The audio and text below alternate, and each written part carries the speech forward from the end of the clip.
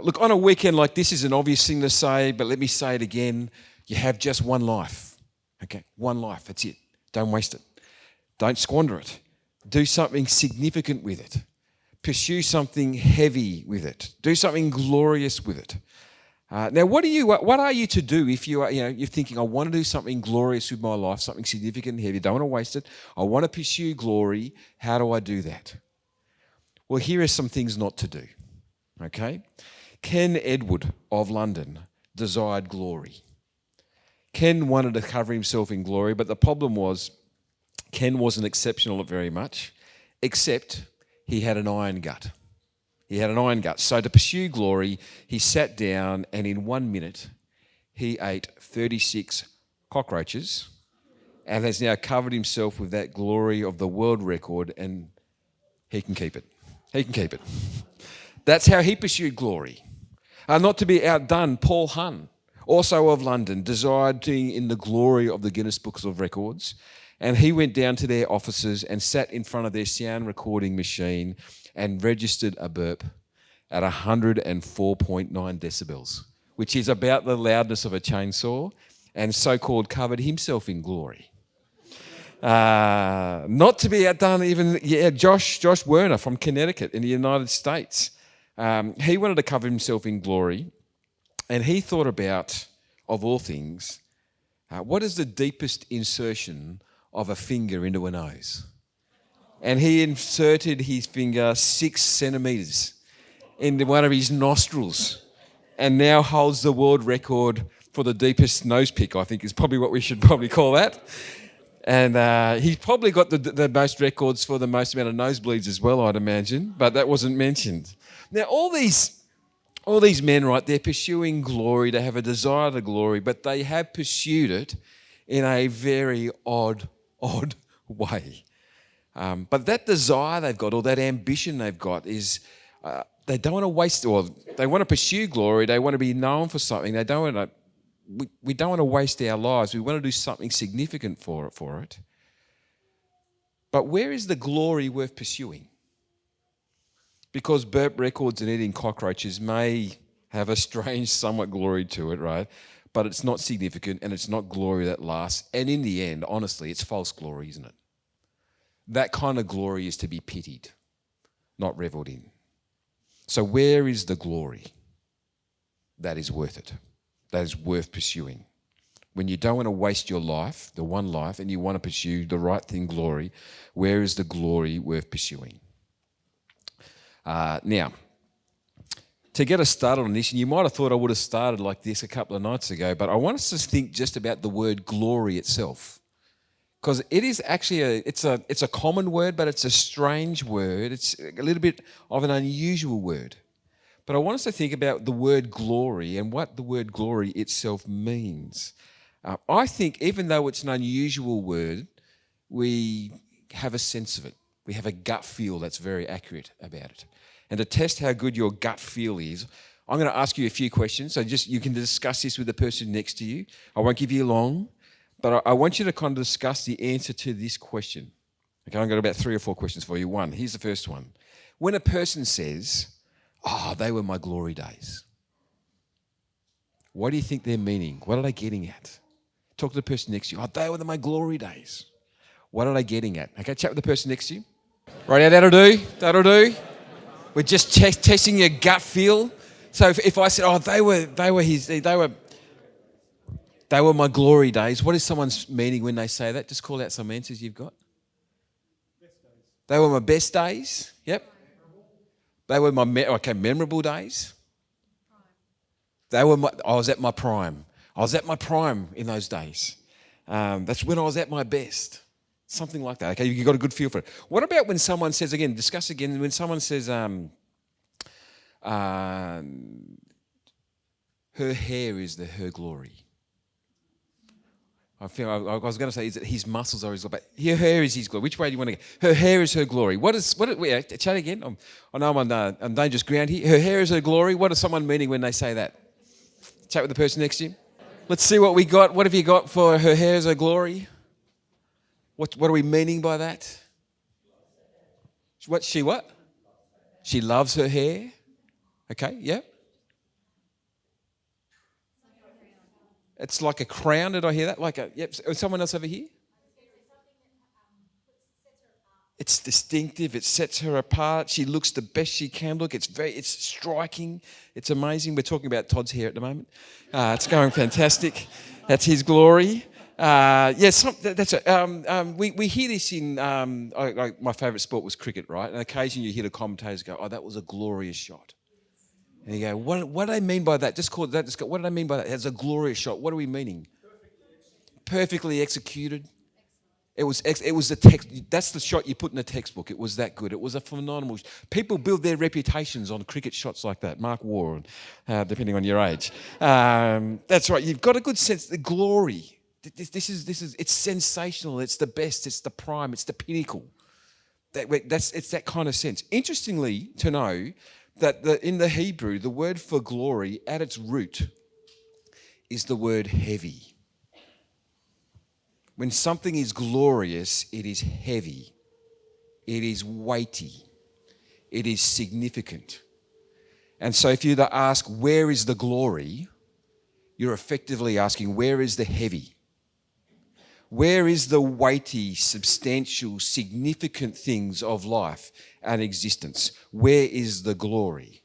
And like we saw this morning, the answer to that is clear. It's God, because God is the heaviest, the weightiest, the most significant thing of all. And so if you want to pursue glory, you do need to consider the weightiest thing that's out there, which is God himself in the Trinity, Father, Son, and Spirit. But it is worth pausing to ask then, okay, if God is the heaviest and he is the weightiest and the most significant, what is heavy about him?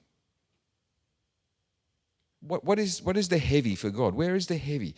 That brings us to, I think, what is one of the truly remarkable chapters of the Bible. That chapter that it sounds like you've read in your growth groups this week, there in Exodus chapter 34, because it is where God tells us what his heavy is, what his glory is. But I know you've probably got your Bibles open there, but just come, I want to set the scene. I like setting the scene for you so you can really grasp what's going on here. I want to set the scene for you because Exodus 34 records a day that Moses would never, ever forget, which is why I've got the details about it. But it was an amazing day, but at the same time a terrible day. And to see how terrible it was, I want to get your Bibles there, come back to Exodus 19, Exodus chapter 19, where the scene is set. This in Exodus 19, God has rescued his people out of Egypt. He's already saved them. They've come to Mount Sinai. They've been at the mountain a few days now. Moses has gone up the mountain to meet with God, and he's coming back down the mountain. But there's a key moment here. I want to read. So look at verse 3, because I want to set up for you what's happening here at the mountain. And to help set it, I'm going to say it's a little bit like a marriage proposal, is the image I want you to have.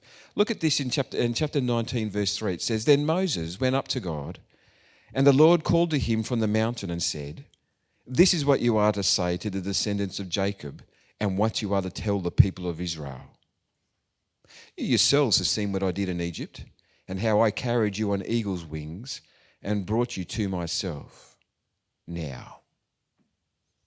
And here's the moment where it's kind of like, if in the proposal, God gets down on one knee and he says, "Now, if you obey me fully and keep my covenant, then out of all nations you will be my treasured possession.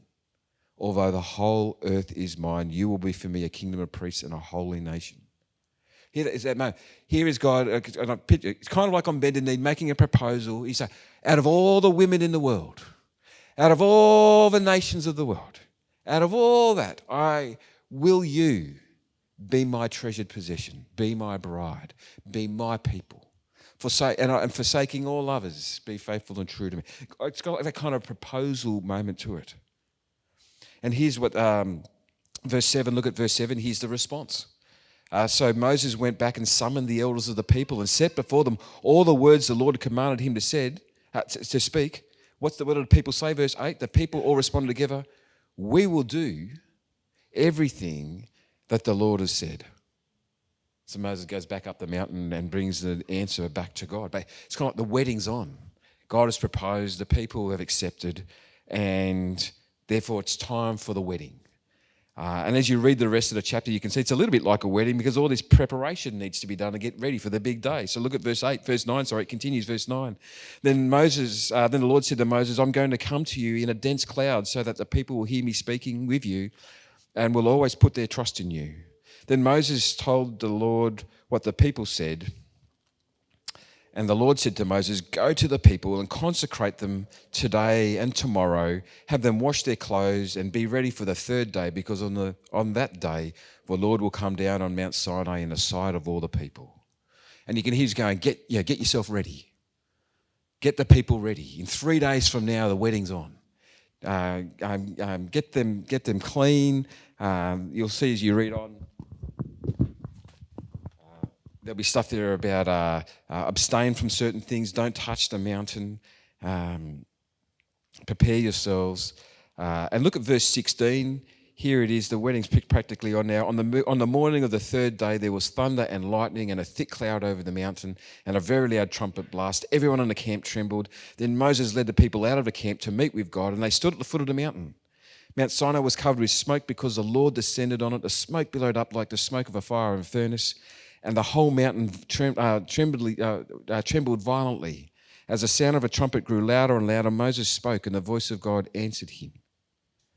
And here is a kind of the consecrated, the wedding's on. And kind of like signing the registry is kind of like the Ten Commandments moment. Moses goes up the moment and it's kind of all put in stone, so to say. It's put in stone. And so the 10 Commandments are given.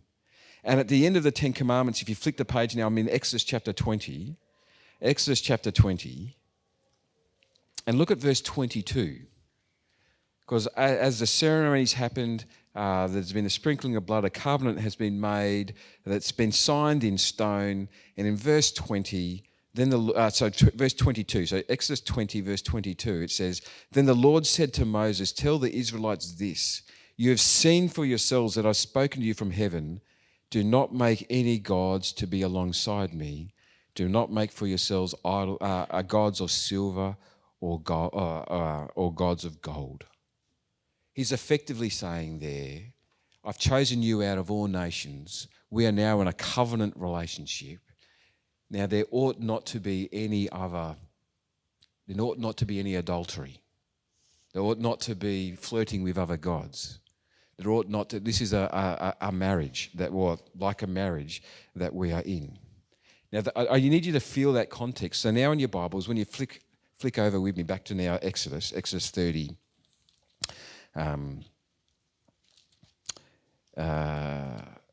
Exodus 30.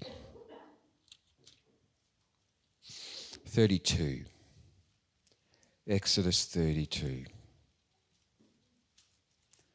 Because here is that sad moment where it says, I'm just going to pick up the start of his chapter. Exodus 32 verse 1. When the people saw that, because Moses was up the mountain for a long time getting the commandments and things, when the people saw Moses was so long in coming down from the mountain, they gathered around Aaron and said, come, make us gods who will go before us. As for this fellow Moses who brought us up out of Egypt, we don't know what has happened to him. And what tumbles out in that chapter is, you can see from the heading, the golden calf. Now, with that kind of context in mind, can you see what the golden calf is? It's kind of like the wedding ceremonies happen. Moses is up the mountain getting the further instructions, signing the registry. And on the very first night of the marriage, here is the nation of Israel committing adultery. Committing adultery. It's a tragic moment. It is, could you imagine committing adultery on the very first night of your wedding night? No sooner had God said, I love you, I've already saved you. Now, as my treasured people, my treasured bride, do not have any other gods before me. As soon as he said that, there they are, not forsaking all others, but then adulterating themselves with all others, having other gods. They're not remaining faithful to God as long as they shall live. They haven't even remained faithful to God on the first night. It's that kind of offensive, tragic moment. And that brings us really to this extraordinary day that Moses has in Exodus 33. Because Moses in Exodus 33 goes back up the mountain, really to plead with God, to beseech him, to speak with him, really to beg God for mercy, to beg him. Look at Exodus 33, verse 1. The Lord said to Moses, leave this place, you and your people, that isn't interesting now that it's you and your people that you brought up out of Egypt, and go to the land I promised on oath and swore to Abraham, Isaac and Jacob, saying, I'll give it to your descendants. I will send an angel before you to drive out the Canaanites, Amorites, Hittites, Perizzites, Hivites, Jebusites, and if you've never heard it, and the Vegemites, but that's okay if that's a new one if you've not heard it. Go up to the land flowing with milk and honey, but notice this bit, I will not go with you, because you are a stiff-necked people, and I might destroy you on my way. See, God here, in his response to the golden calf, he has made his promise. He will keep his word. They will go to the promised land. But he says, as they journey, I'm not sure, I'm not going to go with you because you are so stiff-necked that I might destroy you on the way. But Moses here, he pleads with God, He pleads with God, please, if your presence doesn't go with us, how will we ever possibly make it? And he pleads. And in God's kindness, we actually see God is willing to go. Look at verse 12. This is where I think you see it. Look at verse 12. Moses said to the Lord, you have been telling me, lead these people, but you have not let me know whom you will send with me. You have said, I know you by name and have found favour with me. If you are pleased with me, teach me your ways so that I may know you and continue to find favour with you. Remember that this nation is your people. The Lord replied, my presence will go with you and I will give you rest. It is an extraordinary moment that Moses, having begged for God to come with them, God actually says, yes, I will go. And if you've ever read the book of Exodus, it kind of has a strange end because there's like these 10 chapters that talk about this tent that they build called the tabernacle, the tent of meeting. And you kind of think, it's so boring. Why am I reading these 10 chapters? But with that context in mind, can you see what's going on? That the people commit adultery. God says, I don't want to go with you. Moses pleads on their behalf. God says, I will go. And he's so committed to going with them that they build a tent for him to go with them. And he moves in. It's an extraordinary part of the end of the book of Exodus.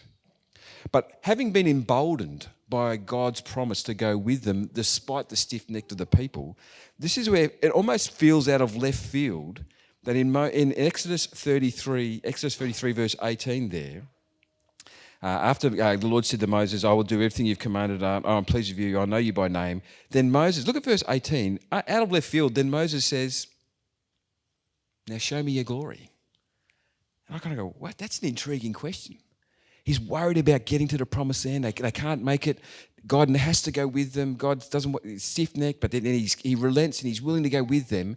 And at that point in time, out of left field, Moses goes, oh, God, show me your glory. That's an extraordinary question. That is an intriguing question. I'm not quite sure exactly why he asked it. I'm very happy he does. I'm not quite sure why. He's going, God, what is great about you? God, what is brilliant about you? God, what is the pinnacle of you? What is it about you that is just excellent? What is your glory? And if someone asked you that question and said to you, hey, what's your glory? I mean, what would you say about yourself? Look at me, it's my wavy hair, it's my brown eyes, it's my strength, my athletic ability, my intelligence, my humour, my personal relationships. In other words, you're just like me. No, not like that. What is it about that would say that's your glory? If someone came to paint your portrait and they would hang it up in an art gallery, what would your portrait look like? Because remember, a portrait isn't meant to just capture you like a photograph. A great portrait is when you look at it and you say, oh, they've caught her. They've caught him. They've captured her.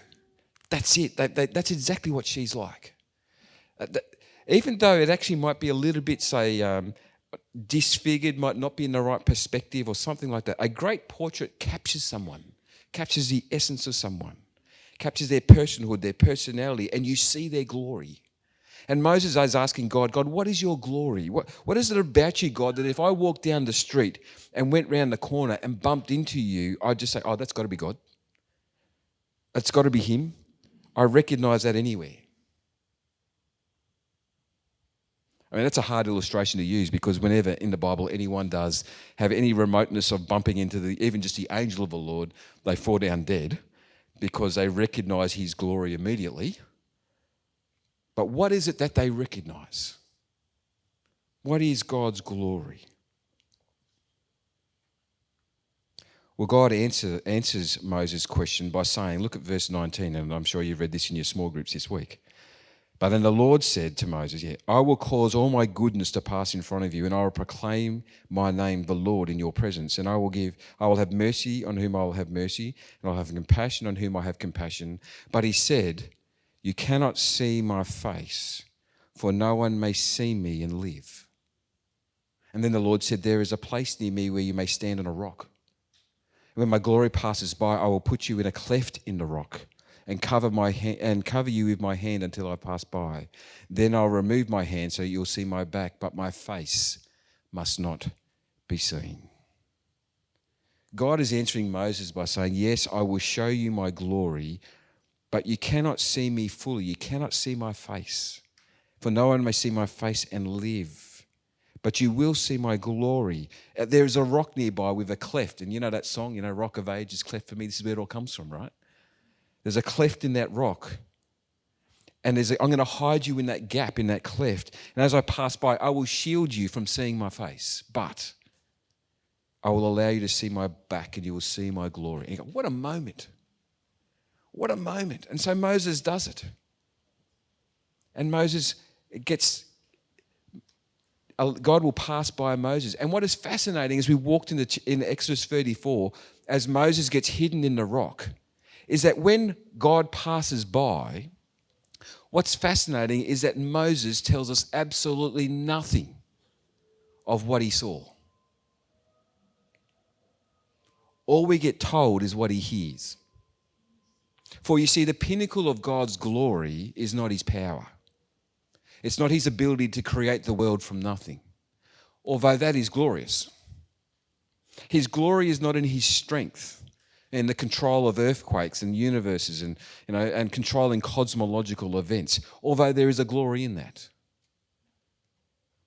Now, the reason we are not told about what Moses saw is because that God's true glory is his character,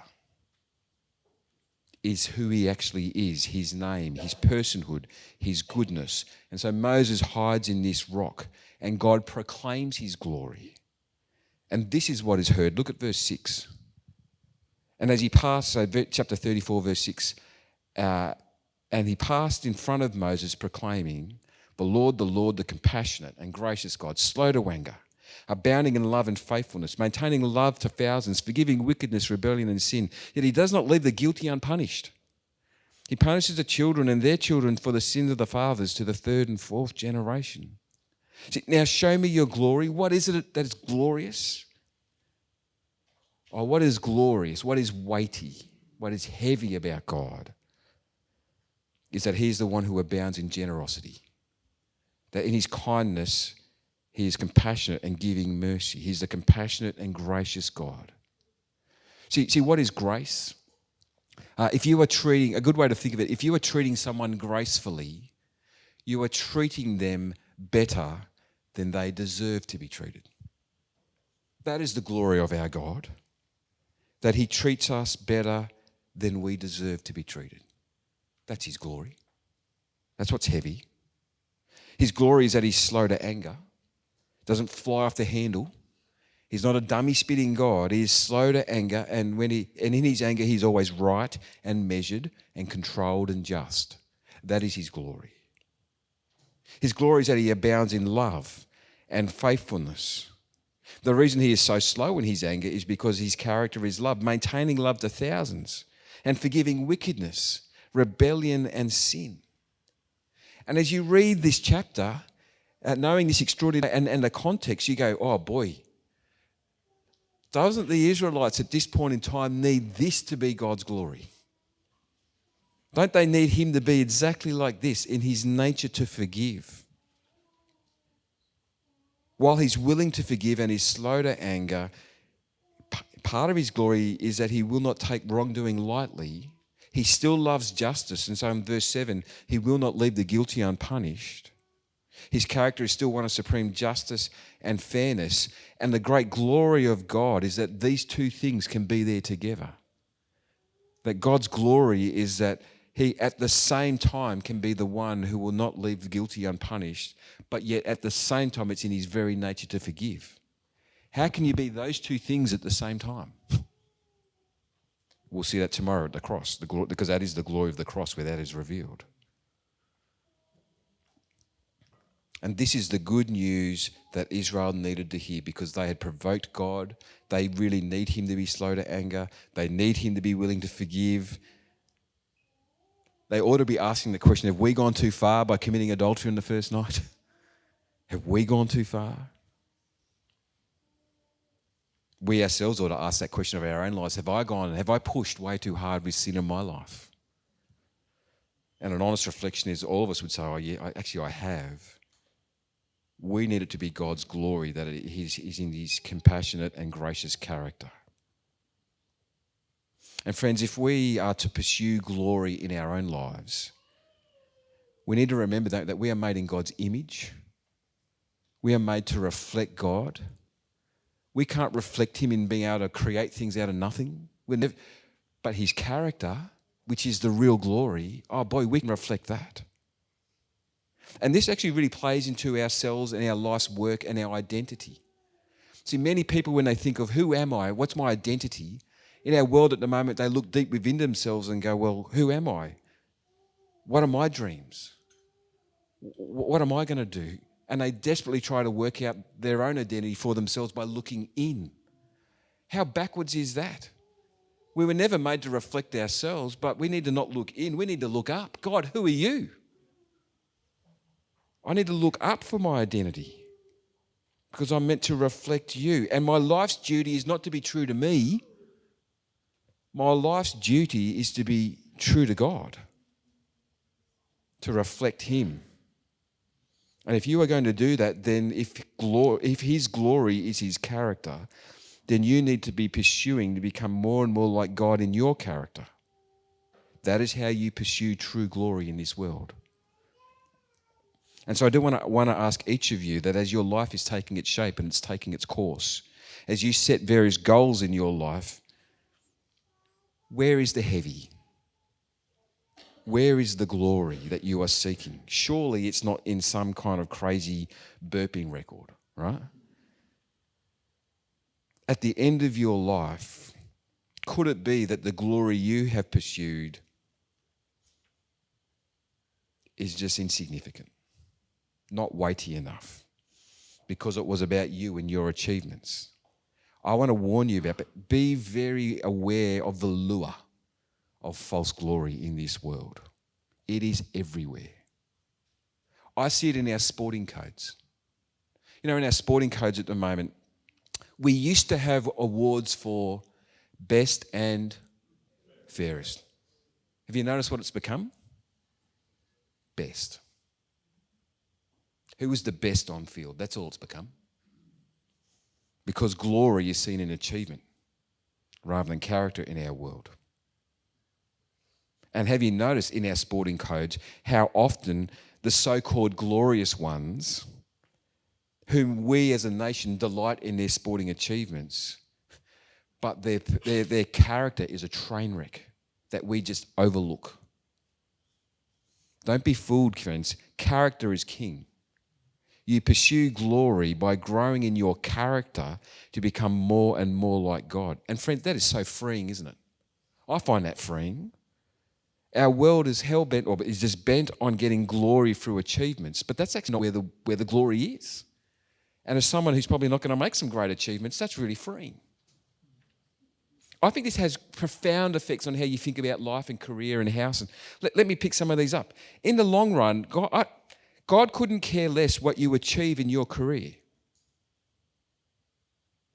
He couldn't care less about what you achieve in your work. He couldn't care less about what you achieve in your work because he could achieve those things without you.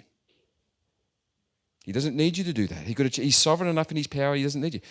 But how you achieve it, the character you bring to your work, how you went about your work, how you loved your colleagues, how you served the people that paid for your work, the character you brought to your work, that matters enormously to him. Similar with money, isn't it? God couldn't care less how much you earn at your work. There's no glory in having a big income. There's no glory in that. Our world thinks there is, but to God, who owns the whole universe, well, whatever your income is nothing compared to what he owns, right? There's no glory for you in that. But the character that comes out with how you use the money you earn, the generosity you have to people, the compassionate heart, that means you use money to serve and help. That is of massive importance to him. That's where the glory is with money, not the amount. Similarly, your house, right? God couldn't care less how big your house is. In our world, the bigger and richer the house, apparently the more glorious it is. But honestly, he couldn't care less how big or small your house is, whether you own it or whether you rent it. God couldn't care less about those kinds of things. How you live in the house. Oh, wow, that is massively important. How you treat others in your house. Are you willing to share your house with others? Show hospitality. They are the character issues, right? That matter enormously. I think, friends, seeing glory like this releases us from chasing after meaningless, fading glory. And it releases me and hopefully you to be okay with ordinary achievements in our lives. But extraordinary, glorious character as we do those things. Because that is what our God is like, for that is where the glory, the heavy, really is. Now, I want to close with a final point that is humbling but very important. And I just touched on it very briefly, but I want to finish with it. Truth be known,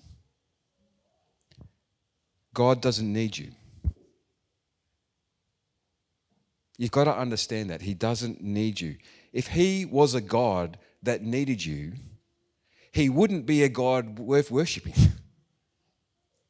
He doesn't need you, never did need you, never will need you. You need him. And because he doesn't need you, he will be glorified with or without you. He would rather do it with you and through you. Although he doesn't need you, he wants you. He would rather be glorified in you and who you are and how you live for him. He would rather do it through you. But if you refuse to do that, he will still be glorified. God will be glorified because of you or in spite of you. For him to be glorified, he doesn't need you, you need him. And so the question for you and me is simple. Do you want to be the reason why he is glorified? Or is God going to get glory in spite of you instead? Man, I want God to be glorified not in spite of me, but because of me. He doesn't need me, but he wants me. And he wants you. And he loves you. And so although he doesn't need you, he longs to get glory through you. What a God. Doesn't need us, but wants us. And so, friends, you have one life. Just one. Don't waste it. Pursue something glorious with it. Pursue true glory by pursuing God's glory, by becoming more and more like Christ and his character. Let's pray that we do that. Heavenly Father, thank you for who you are. It is very heavy who you are. That you would treat people better than they deserve to be treated. Father, that's what we needed from you. And it is so significant and weighty that you are like that. That you're kind and compassionate and gracious, slow to anger, abounding in love and faithfulness, yet not leaving the guilty unpunished. That love of justice and yet that love of mercy there at the same time. Father, may we grow in our character, that every day we would reflect these character traits of yours. Father, if we are quick to anger, help us this weekend, Father, to put that to death in our life. Father, if we find ourselves treating people as they deserve, rather than better than they deserve, help us to grow in gracious behaviour. Father, if we are all about ourselves and so show no compassion on the needy, Father, may we grow in the love of the needy. Father, may we reflect you in the mediocre, in the average achievements, so that you would get the glory in all things for all time. Amen.